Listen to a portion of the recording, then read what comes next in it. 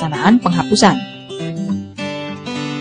Pembentukan panitia penghapusan bisa dilakukan di tingkat daerah dan tingkat pusat.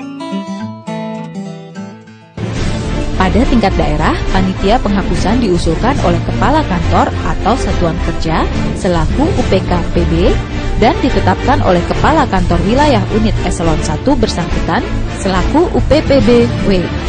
Sedangkan di tingkat pusat, pembentukan panitia penghapusan diusulkan oleh kepala bagian umum selaku UPK PB dan ditetapkan oleh pimpinan unit eselon 1 yang bersangkutan selaku UPPB eselon 1.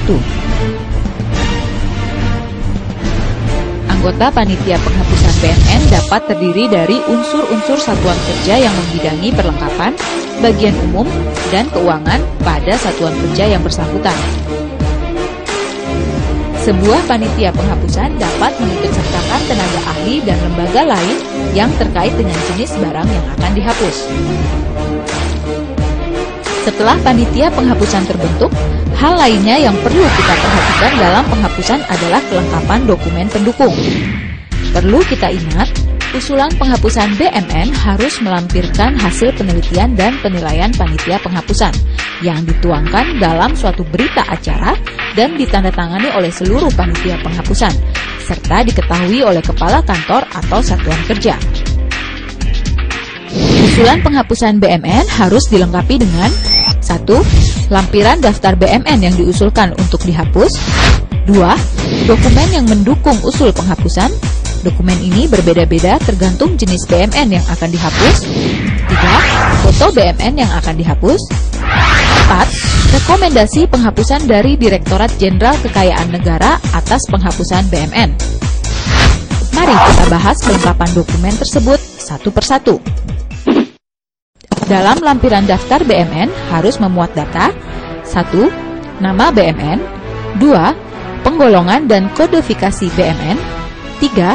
Tahun perolehan 4. Harga perolehan BMN yang tercatat dalam buku inventaris intra-compatible atau extra-compatible aplikasi sistem akuntansi barang milik negara 5. Kondisi BMN 6. Nilai limit terendah penjualan BMN. Dalam menetapkan nilai limit terendah, diprioritaskan untuk memperoleh keterangan dari peneliti teknis seperti Dinas Pekerjaan Umum, Dinas Perhubungan, Administrator Pelabuhan atau Bandara. Keterangan tersebut memuat kondisi fisik dan perkiraan harga jual minimum bangunan atau kendaraan bermotor. Metode lain dalam menetapkan nilai harga jual minimum BMN adalah dengan mengalihkan harga beli BMN dengan kondisi fisik BMN yang diperoleh dari penelitian teknis. Untuk BMN selain gedung dan kendaraan bermotor, nilai limit terendah penjualan BMN ditetapkan oleh panitia penghapusan dengan memperhatikan kondisi fisik, teknologi yang digunakan, dan nilai ekonomis BMN tersebut. Peserta didik sekalian, seperti yang telah disebutkan sebelumnya, dokumen pendukung penghapusan BMN berbeda-beda tergantung pada jenis dan kondisi BMN yang akan dihapuskan.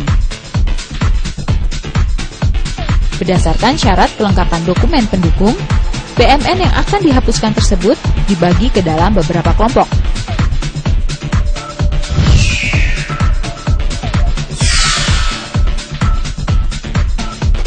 1. Alat angkutan darat bermotor. 2. Alat angkutan apung bermotor. 3. Bangunan gedung. 4. BMN yang hilang karena dicuri sebelum diusulkan untuk dihapus. 5. BMN yang musnah terbakar. 6. BMN yang terkena bencana alam. Mari kita bahas dokumen-dokumen pelengkap dari masing-masing klasifikasi tersebut. Dokumen pendukung penghapusan BMN untuk alat angkutan darat dan apung bermotor tidaklah jauh berbeda, yaitu 1. Fotokopi bukti pemilikan kendaraan bermotor. 2. Fotokopi surat tanda nomor kendaraan atau STNK. 3. Fotokopi kartu identitas barang atau KIB. 4. Keterangan penelitian teknis kendaraan dari Dinas Perhubungan atau Administrator Pelabuhan setempat yang memuat kondisi fisik dan perkiraan harga jual minimum. 5. Surat keterangan dari kepala kantor atau satuan kerja yang menyatakan penghapusan kendaraan bermotor tersebut tidak akan mengganggu aktivitas pelaksanaan tugas dan fungsi. Adapun dokumen-dokumen pelengkap yang diperlukan untuk penghapusan BMN berupa bangunan gedung adalah 1. Fotokopi kartu identitas barang. 2. Keterangan penelitian teknis dari Dinas Pekerjaan Umum setempat yang memuat kondisi fisik dan perkiraan harga jual minimum. 3. Fotokopi daftar isian pelaksanaan anggaran atau DIPA. Dokumen ini hanya diperlukan bila bangunan tersebut akan direkonstruksi. 4. Fotokopi peraturan daerah tentang tata ruang wilayah dan penataan kota. Dokumen ini hanya diperlukan bila penghapusan BMN bangunan gedung dikarenakan terkena planologi kota. Klasifikasi berikutnya adalah BMN yang hilang karena dicuri sebelum diusulkan untuk dihapuskan. Untuk penghapusan jenis ini diperlukan dokumen pelengkap sebagai berikut. 1. Fotokopi kartu identitas barang atau KIB. 2. Surat keterangan kehilangan dari kepolisian. 3. Surat keterangan tanggung jawab mutlak atau SKTM. 4. Berita acara hasil tanya jawab kronologis kehilangan BMN. 5. Fotokopi surat setoran bea atau SSB atas cicilan pertama atau sekaligus dari jumlah kerugian yang dibayarkan oleh pemegang tanggung jawab BMN. Peserta didik sekalian, penghapusan BMN juga bisa disebabkan karena terjadi musibah, seperti kebakaran atau bencana alam. Untuk BMN yang musnah karena terbakar, usulan penghapusannya harus dilengkapi dengan dokumen-dokumen berikut. 1. Fotokopi kartu identitas barang atau KIB. 2. Surat keterangan dari kepolisian setempat. 3. Keterangan penelitian teknis dari Dinas Pekerjaan Umum yang memuat kondisi fisik dan perkiraan harga jual minimum.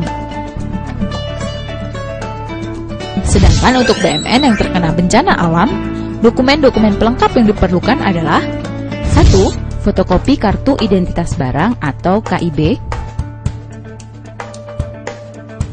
2. Keterangan dari pejabat yang berwenang mengenai terjadinya bencana alam. 3. Keterangan penelitian teknis dari Dinas Pekerjaan Umum dan Kantor Pertanahan Kota atau Kabupaten mengenai kondisi tanah. Setelah dokumen-dokumen yang diperlukan telah lengkap dan dikumpulkan kepada satu berkas, maka panitia penghapusan dapat mengajukan usulan penghapusan. Dalam pelaksanaannya, usulan penghapusan dapat dilakukan di tingkat daerah maupun pusat dan dilakukan secara berjenjang. Di tingkat daerah, panitia penghapusan akan mengajukan usulan penghapusan BMN kepada kepala kantor atau satuan kerja selaku unit penata usahaan, kuasa pengguna barang atau UPK-PB. Oleh kepala kantor, usulan tersebut akan diteruskan kepada kepala kantor wilayah selaku unit penata usahaan barang wilayah atau UPP-BW. Setelah disetujui oleh kepala kantor wilayah, maka berkas usulan penghapusan BMN akan diberikan kepada pimpinan unit eselon 1 masing-masing selaku unit penata usahaan barang eselon 1 atau UPPB eselon 1. Kemudian UPPB eselon 1 menyampaikan usulan tersebut kepada menteri atau pimpinan lembaga masing-masing. Setelah mendapat persetujuan menteri atau pimpinan lembaga, proposal penghapusan diteruskan kepada Menteri Keuangan. Bila mendapat persetujuan dari Menteri Keuangan, Menteri atau pimpinan lembaga yang bersangkutan dapat menerbitkan SK penghapusan BMN. Setelah mendapat SK tersebut, panitia penghapusan bisa segera menindaklanjuti penghapusan BMN dengan cara dimusnahkan, dijual, atau ditukar.